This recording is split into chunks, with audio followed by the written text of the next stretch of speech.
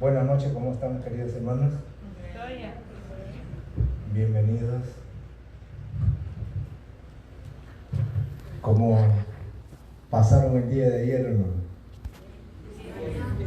¿Bien?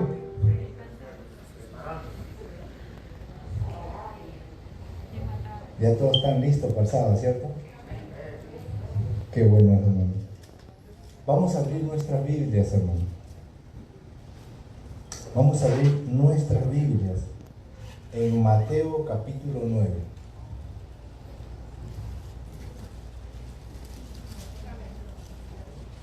Mateo capítulo 9,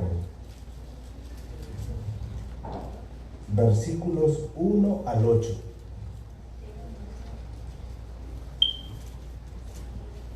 Y subiendo Jesús en una barca, pasó al otro lado y llegó a su ciudad. Y le trajeron un paralítico echado en una camilla. Y Jesús, viendo la fe de ellos, dijo al paralítico: anímate, hijo, tus pecados te son perdonados. Y algunos de los escribas decían para sí: este blasfema. Y Jesús, conociendo sus pensamientos, dijo: ¿por qué pensáis mal en vuestros corazones? Porque ¿qué es más fácil decir: tus pecados te son perdonados, o decir: levántate y anda? Pues, para que sepáis que el Hijo del Hombre tiene autoridad en la tierra para perdonar pecados, entonces dijo al paralítico: levántate, toma tu camilla y vete a tu casa. Y él, levantándose, se fue a su casa. Pero las multitudes vieron esto, sintieron temor y glorificaron a Dios, que había dado tal poder a los hombres.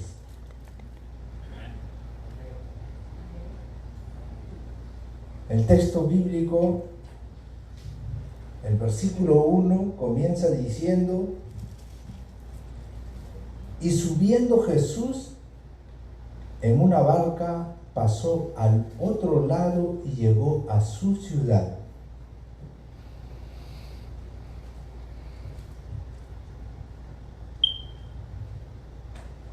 Mateo enfatiza aquí, hermanos, que el Señor Jesús se subió en la barca.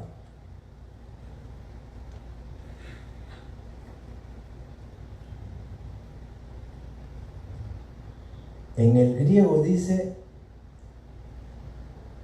que no tocó agua, pasó sobre el agua, dice.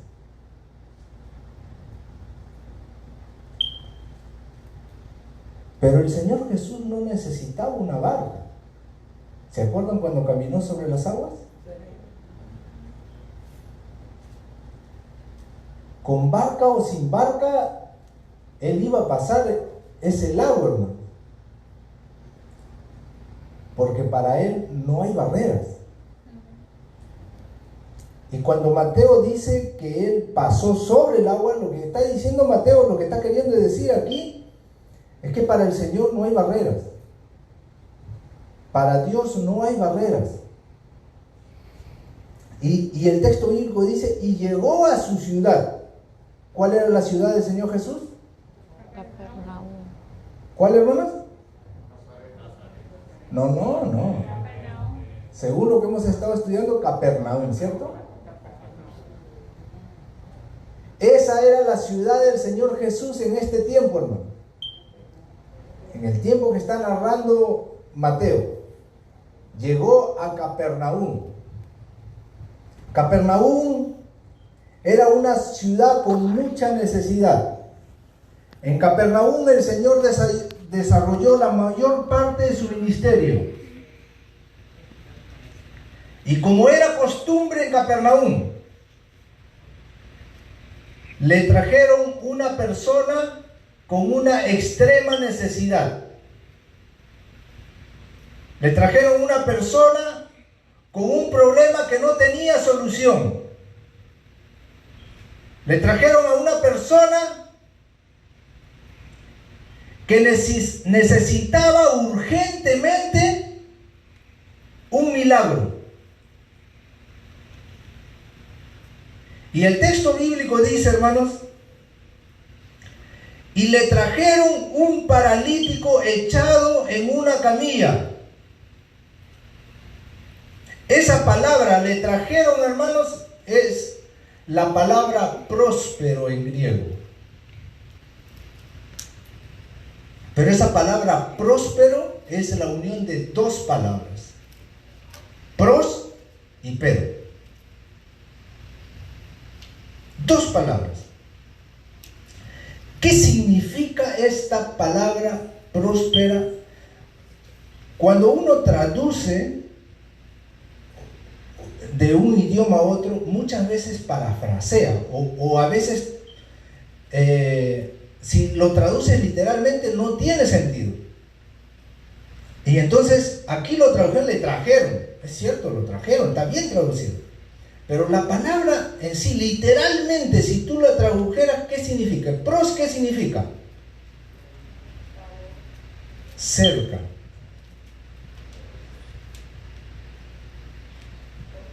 Y pero, traer. Y fue lo que sucedió con el paralítico. Porque no dejaron al paralítico en la puerta. No dejaron al paralítico a la mitad del salón. ¿Dónde trajeron al paralítico?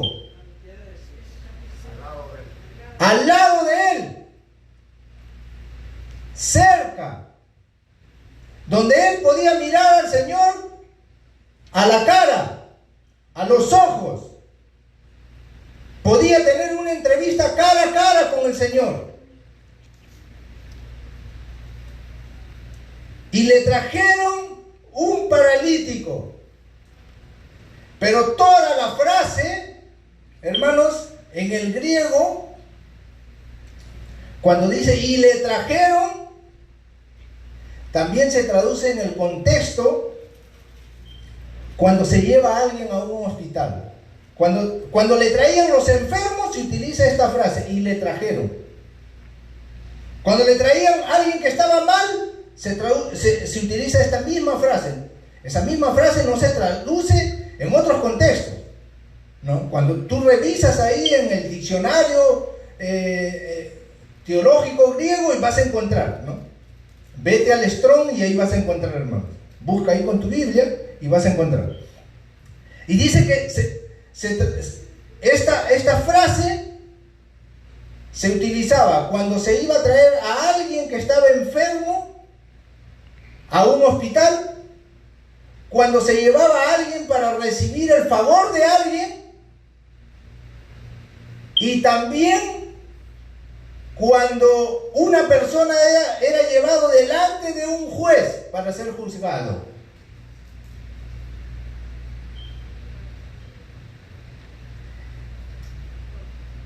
Y hermanos, cuando yo revisaba y estudiaba el tema, me llamó la atención en qué contexto se usa estas frases, esta oración. Y miren, ¿por qué es interesante? Porque el paralítico fue llevado donde un doctor. ¿El Señor Jesús era doctor? ¿El médico de qué? De los médicos. No era doctor de profesión, ¿no? Pero es el que hizo esta máquina maravillosa. ¿Para qué lo llevaron al Señor Jesús? Para que lo curaran, hermanos. Pero también fue llevado para recibir misericordia. También fue llevado para recibir misericordia. Pero también fue llevado para enfrentar un juicio. Para perdonarle su pecado. La hermana está en la onda, hermano. La hermana está en la onda, está conectada, ¿no?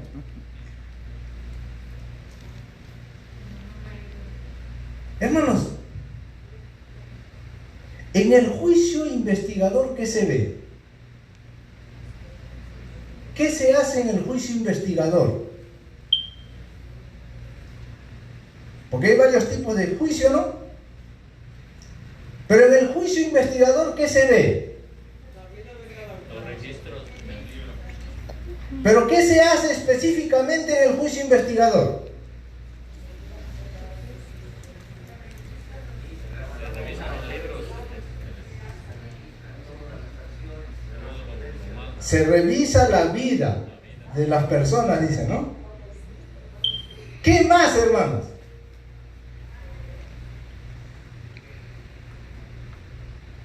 Miren, nosotros, la palabra investigación para nosotros no tiene un buen sentido, ¿no? Porque si un policía comienza a investigar, ya comenzamos a tener miedo, ¿cierto? Pero cuando Dios investiga, el juicio investigador, ¿para qué es? ¿Es a favor del hombre o es en contra del hombre? Es a favor del hombre. En el juicio investigador, ¿hay perdón o no hay perdón? Hay perdón. En el juicio investigador, el propósito es perdonar al hombre. El propósito es aliviar la carga pesada que lleva el hombre. Y hermanos, este hombre es llevado delante de nuestro Señor Jesús.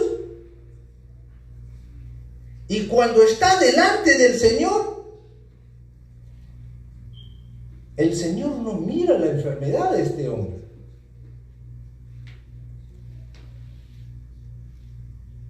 El Señor no le dice, mira, ¿cuántos años estás enfermo, pobrecito, no te puedes mover? No dice eso el Señor. ¿Qué es lo que dice el Señor aquí? A ver, lean sus Biblias, hermanos. ¿Qué dice el Señor?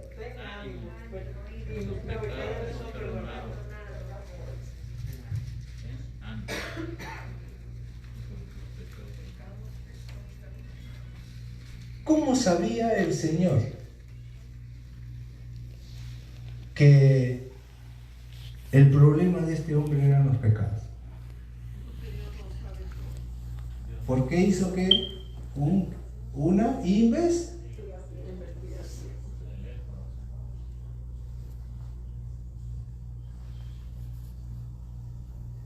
Y cuando yo leía de que esta frase también se usa para llevar a alguien delante de un juicio, yo dije, esto no es casualidad.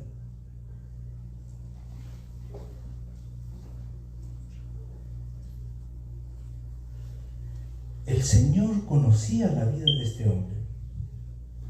Y es más, cuando nosotros leemos el deseado de toda la gente, el deseado de toda la gente dice que este hombre estaba así por causa de la mala vida que había llevado. Los excesos que había cometido le habían causado esta enfermedad. Y él estaba paralítico porque había cometido muchos excesos en el tema de la salud. Y esto no le daba paz.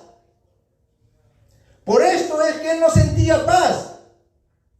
Y él pensaba en su pecado día a día.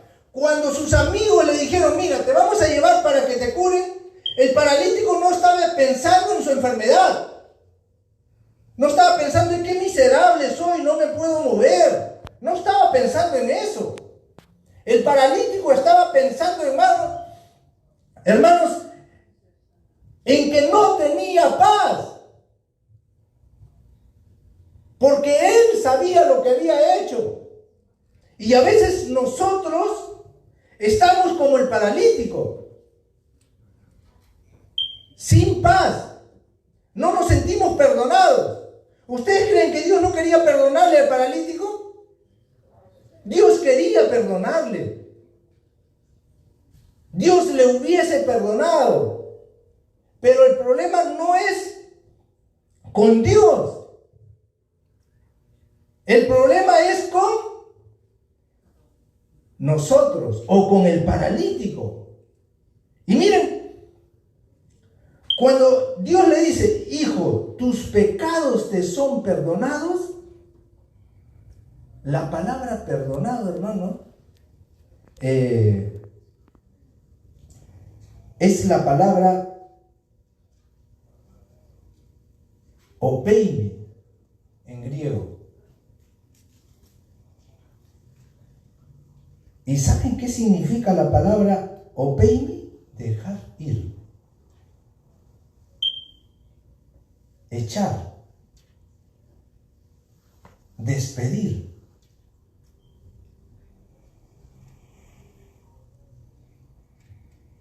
Y el problema del hombre es ese. El problema del hombre es que no quiere dejar ir su culpa. Y se abraza a la culpa. Y duerme con la culpa. Y la culpa le va a estar comiendo el corazón, la mente, pero ahí está abrazado con la culpa. No quiere dejar ir, no quiere soltar. Muchos de nosotros no queremos soltar nada, no queremos soltar a los hijos, no queremos soltar nuestras cosas materiales, no queremos soltar nuestro tiempo, no queremos soltar nada. Y hermanos, ahorita que estoy hablando de esto me viene a la mente de una niñita que estaba pequeña, tenía 5 o 6 años, y esta niña decía, todo es mío, todo es mío.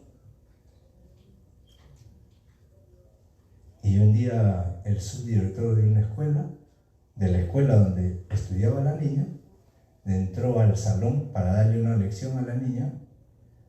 Comenzó diciendo, todo es mío, ustedes son míos, todo lo que tienen ustedes me pertenece. Y la niña, agachada la cabeza, no sabía dónde meterse, ¿no? Ese maestro quería darle una lección a la niña. No fue y le dijo directo a la niña. Pero nosotros somos igualitos. Este hombre estaba sufriendo con la enfermedad, pero a su enfermedad le sumó algo más, que era la culpa, que era el sufrimiento emocional. Y este hombre estaba ahí sufriendo, y el Señor Jesús le dice, tus pecados te son perdonados, hijo. Abre tu corazón y deja que salga, que se vaya. No te quedes abrazando. Perdona, olvida. Por favor, si alguien te hizo algún daño, olvida. No te quedes ahí. Porque esto era lo que le estaba causando más dolor a este hombre. Sus amigos estaban preocupados en su salud, pero el problema de este hombre era su pecado. Y el pecado de este hombre no sabemos qué pecado, qué tipo de pecado habrá sido, hermano. Pero Mateo describe esta palabra pecado con la palabra jamartía, ¿no? La palabra jamartía, hay 2, 3 palabras más para designar pecado en griego, pero cuando un escritor bíblico utiliza una palabra en específica, quiere dar a entender algo. Y aquí Mateo utiliza la palabra jamartía, que significa, hermanos, errar en el blanco.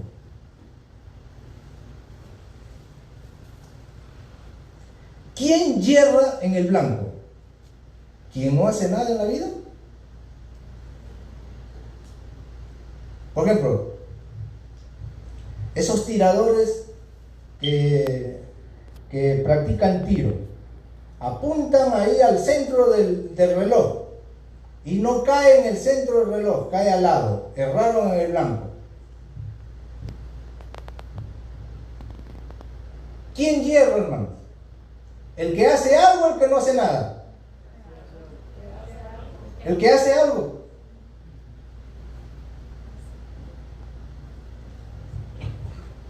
Este hombre, no sé qué cosa quiso hacer, hermanos,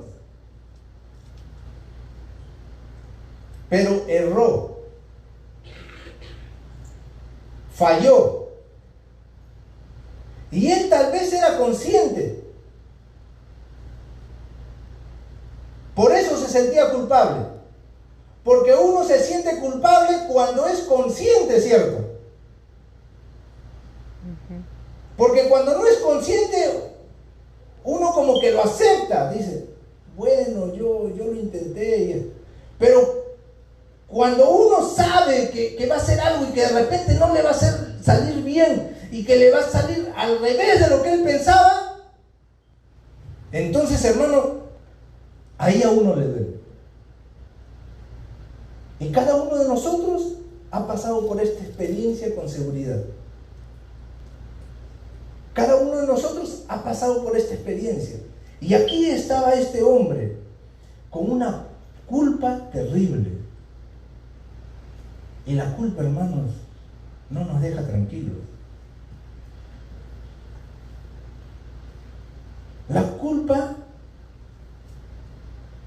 A la culpa no le interesa si tú duermes en una cama bonita o en una cama horrible. Porque este hombre estaba en una cama, en una Camilla. Sí, pero dice que era una madera, lo de entender en el griego, no era una madera que estaba ahí, de repente sí, ahí estaba. Pero cuando yo esta mañana estaba pensando en este paralítico estaba en esta madera, pero a él no le interesaba tal vez el dolor de esta madera, si era incómodo, además él no lo sentía, estaba paralítico, ¿no? Pero yo pensaba, pero hay otros que duermen en camas cómodas, en camas costosas, en colchones amplios, pero igual no pueden dormir.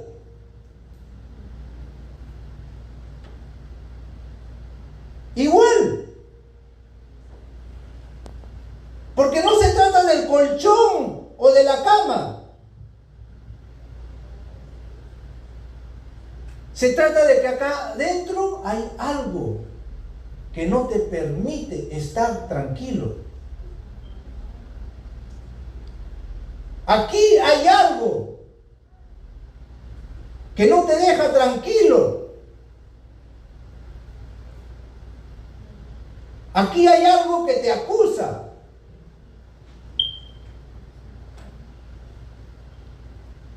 Y aquí está este hombre. Y cuando el Señor Jesús perdona los pecados de este hombre, ahí se levantan los que no quieren tu tranquilidad y tu paz, ¿no? Hemos dicho durante esta semana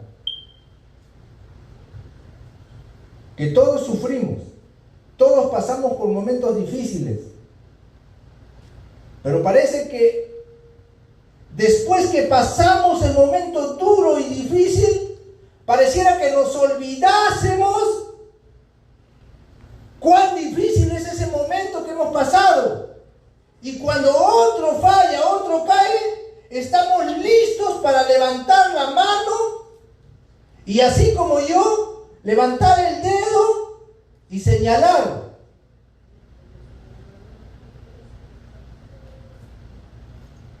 y hacerle la vida mucho más difícil a las personas. Y aquí estaban estos escribas pensando en su mente, pero ¿cómo va a perdonar pecados? ¿Quién es este que puede perdonar pecados? Esto es una blasfemia. Y dice el versículo 4, y Jesús, conociendo sus pensamientos, dijo, ¿por qué pensáis mal en vuestros corazones? ¿Por qué piensan mal? Miren que esa palabra griega, hamartía, dice que también se refiere a los pecados que uno omite. Habla de pecados que tú haces, pero también los pecados por omisión. Y aquí estaban estos hombres escuchando este mensaje, pero parece que no les entraba, hermano. Parece que con ellos no era la situación. Ellos estaban en un mundo paralelo. ¿Con qué propósito habían ido ellos? Ver en qué se equivoca el Señor. ¿En qué falla? Para tener una excusa con qué acusarlo después. Estaban pendientes a las palabras, a los gestos. Y entonces se dieron cuenta, está perdonando pecados, esto es una blasfemia, porque solo Dios puede perdonar pecados. Y aquí viene la estocada del Señor. Y el Señor dice, porque ¿qué es más fácil decir tus pecados te son perdonados o decir levántate y anda? Y el Señor dice aquí, pues para que sepáis que el Hijo del Hombre tiene autoridad en la tierra para perdonar pecados, entonces dijo el paralítico, levántate, toma tu cama y vete a tu casa. El Hijo del Hombre, miren hermanos, en el versículo 2 dice tus pecados te son perdonados. En el versículo 5 dice, tus pecados te son perdonados. Y en el versículo 6, el Señor añade, dice, para que sepas que el Hijo del Hombre tiene autoridad para perdonar no un pecado, sino los pecados de la humanidad, porque dice, para que sepas que el Hijo del Hombre tiene autoridad en la tierra. Y hermanos, esto fue mucho más duro para ellos. ¿Saben por qué? Porque ¿dónde se menciona la palabra Hijo de Hombre en el Antiguo Testamento? Ezequiel. ¿Quién más, hermanos?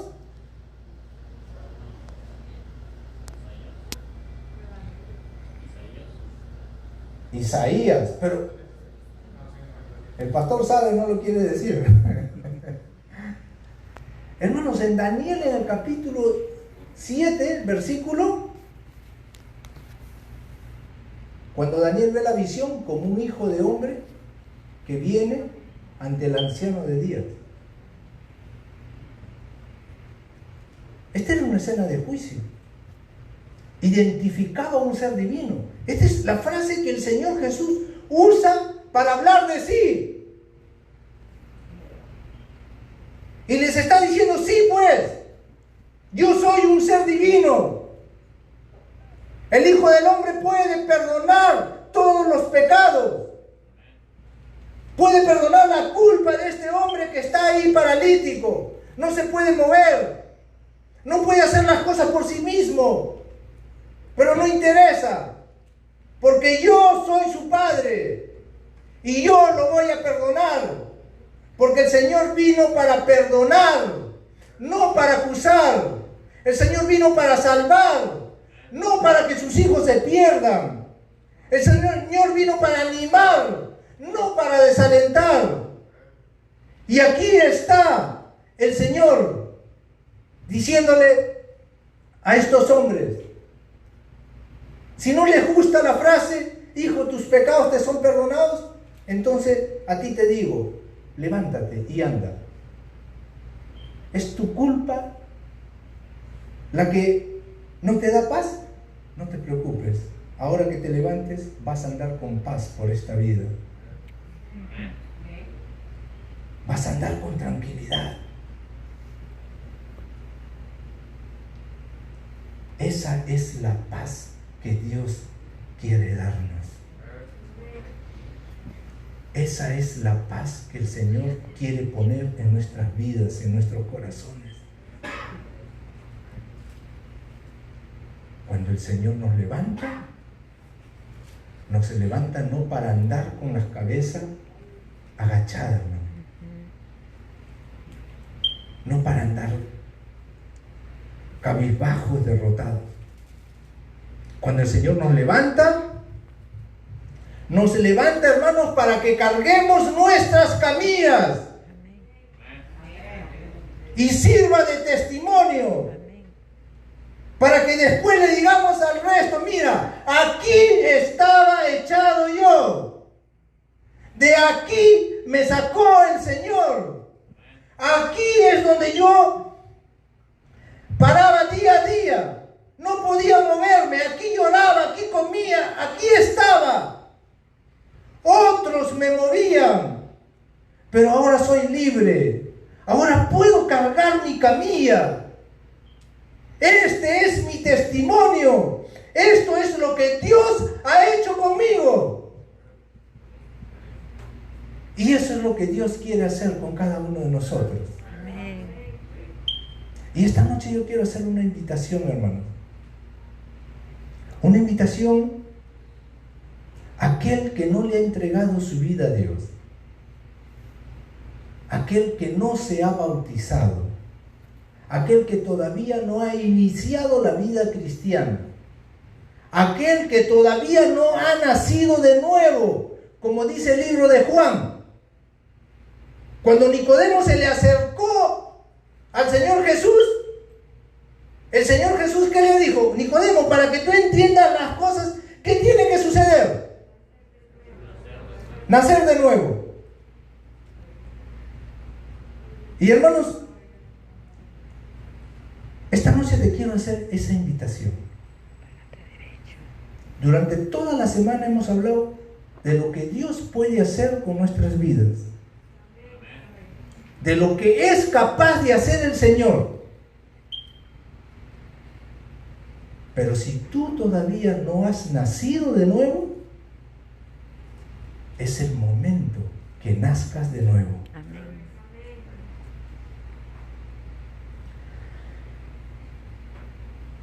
Mientras Eliel va cantando,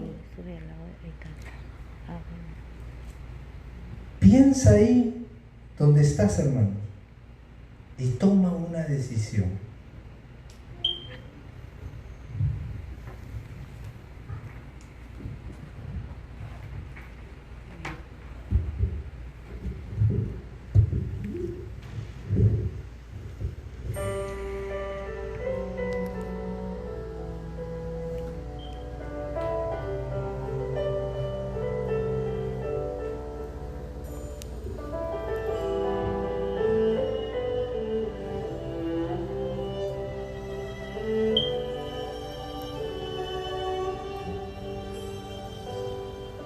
Hoy es el día de tu salvación, es hoy, sin vacilar ruega en oración, hoy,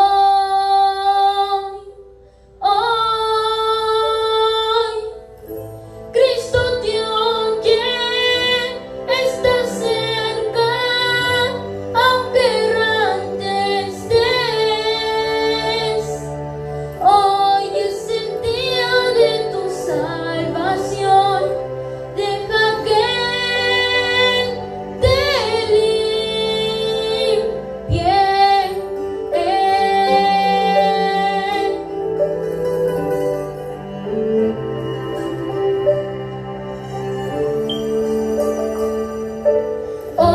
Hoy es el día de tu salvación. Es hoy,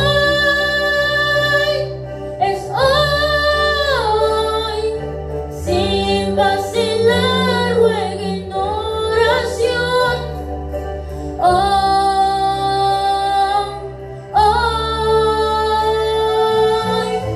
Cristo te oye, está cerca, aunque errante estés. Hoy es el día de tu salvación. Deja que te limpien.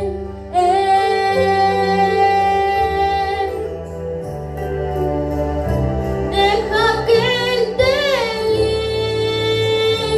limpie.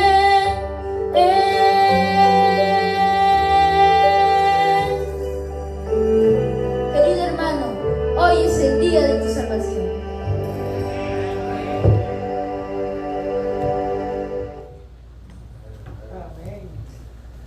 La palabra paralítico viene de otra palabra, es un derivado de la palabra paralúo. La palabra paralúo significa estar disuelto.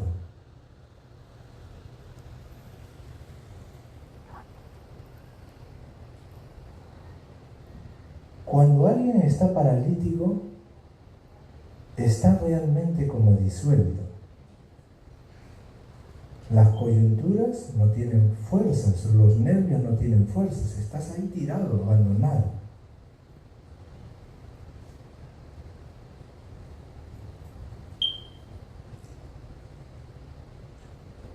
Cuando el Señor nos encuentra, queridos hermanos, Dios quiere reconstruir nuestras vidas. Si no podemos movernos, Él quiere devolvernos la movilidad. Si estamos paralíticos espiritualmente, Él quiere devolvernos la vida espiritualmente.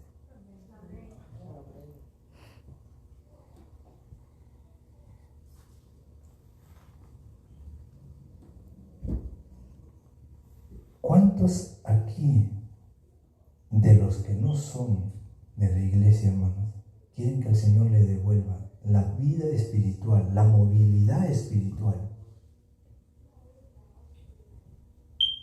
¿O quieres estar paralítico espiritualmente?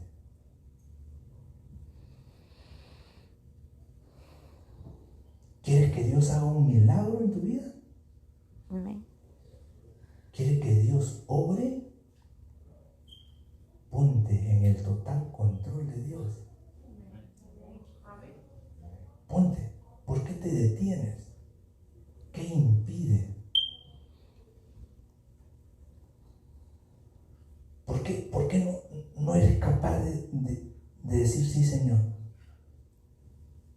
Te voy a entregar mi vida. Yo sé que es difícil.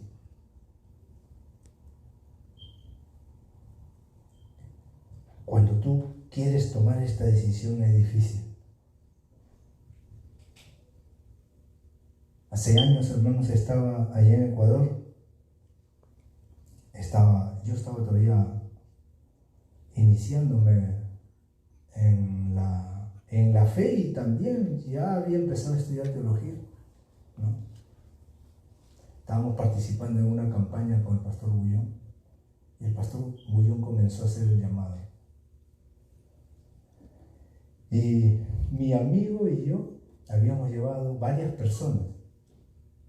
Y mi amigo llevó a un joven que tenía muchos problemas, muchas dificultades. Y el pastor llamaba, hacía la invitación. Y no se paraba. Ahí estaba sentado. Nosotros sabíamos que estaba luchando porque se movía,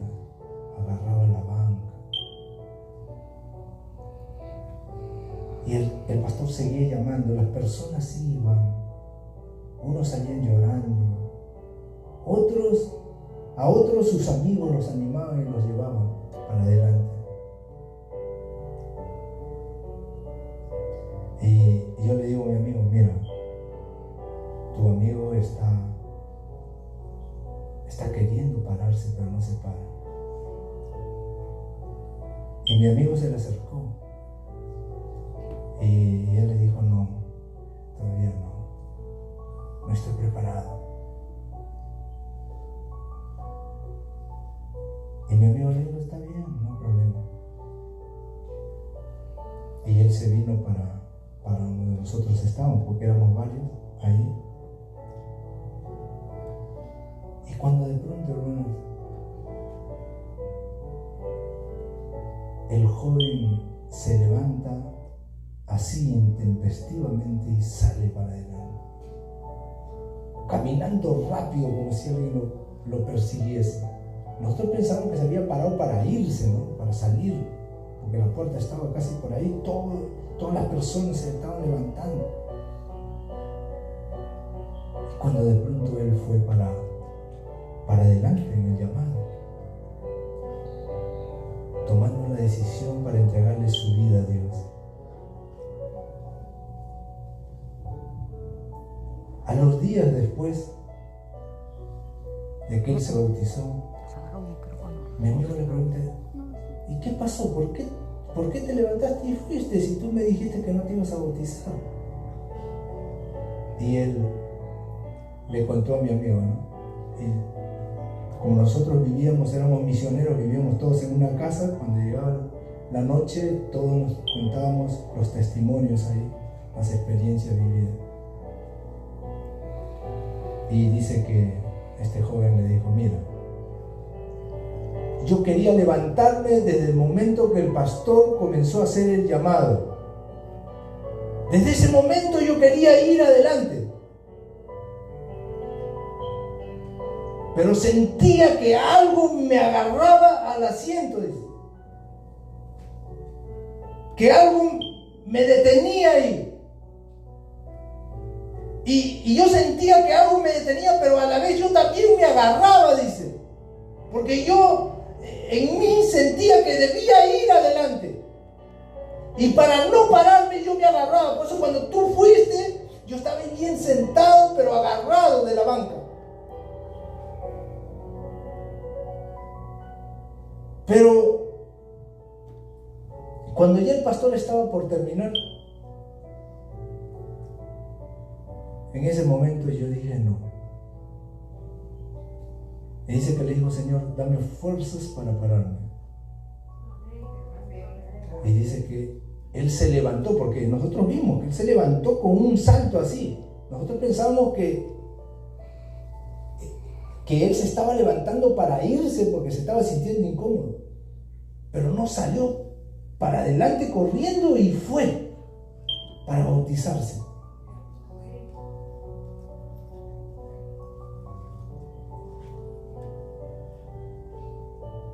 Yo sé que hay muchas cosas que te atan, como este joven.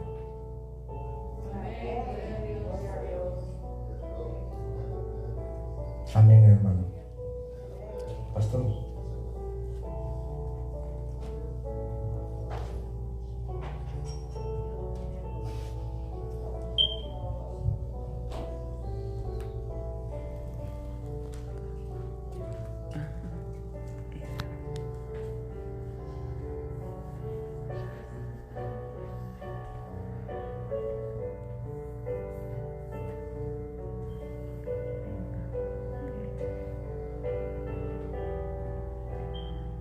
Yo sé que hay muchas cosas que te están atando.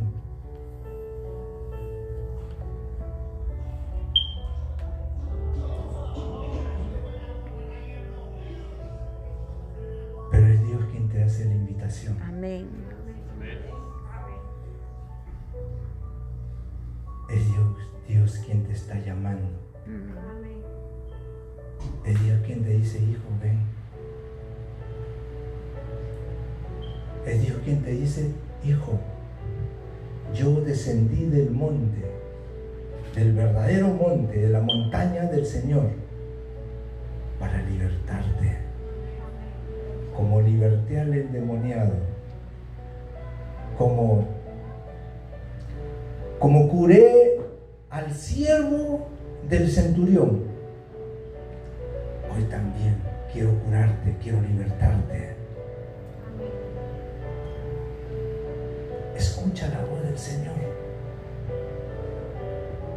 y ven. ¿Qué te impide?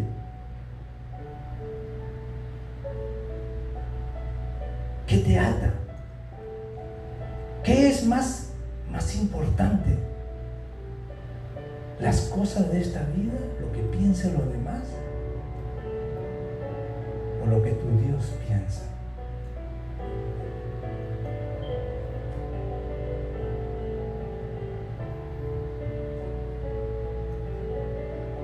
Vamos a hacer una oración, vamos a ponernos de pie. Vamos a agradecerle a Dios, porque Dios está obrando y está haciendo milagros, hermano. El testimonio de nuestro hermano Ramón es impresionante. Es un testimonio maravilloso.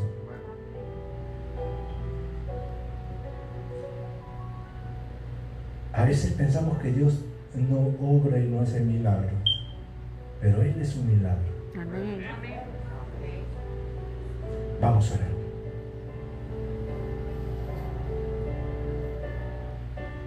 Amado Señor, querido Padre, queremos rogarte, queremos pedirte, oh Señor, que rompas las cadenas que nos atan a este mundo. Querido Señor, haz polvo esas cadenas. Haz polvo esas barreras, esas paredes que nos impiden muchas veces correr hacia ti. Queremos pedirte que tú hagas un milagro en el corazón de cada uno de nosotros. Que podamos escuchar tu voz, que podamos ser sensibles, oh Padre, a tu llamado. Todos tenemos una extrema necesidad, y esa extrema necesidad es de regresar a casa ya, Señor. Este mundo no da para más. Cada día las noticias, las cosas que vemos son más tristes y más dolorosas. Pero sabemos que también quieres salvarnos. Y por eso esperas, por eso llamas, por eso insistes. Querido Señor, acompáñanos ahora de regreso a casa. Y permítenos estar mañana temprano. Permítanos estar mañana temprano aquí, oh Señor, para seguir buscándote, para seguir, oh Señor, escuchando tu palabra y dejando que tú guíes nuestras vidas. En el nombre bendito de tu Hijo amado Cristo Jesús te lo pedimos. Amén. Dios le bendiga, hermanos.